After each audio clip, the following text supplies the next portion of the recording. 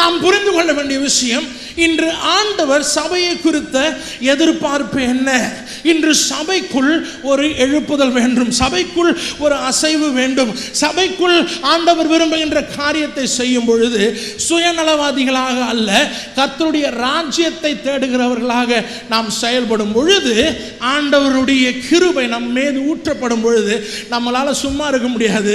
யான் பெற்ற இன்பம் பெருகையும் ஒன்றும் இல்லைங்க.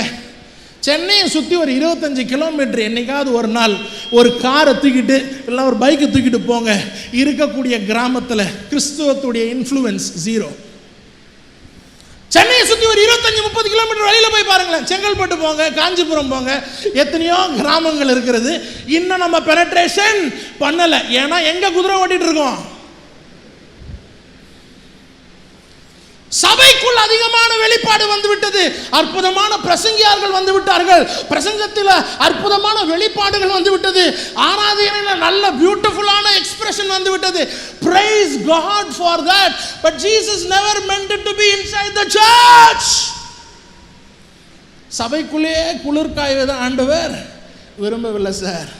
நான் வெளியில் போனோம், ஆகாயத்தில் சலம் அடிக்கக்கூடாது, நான் என் வாழ்க்கையில் எதையாவது செய்ய வேண்டும்.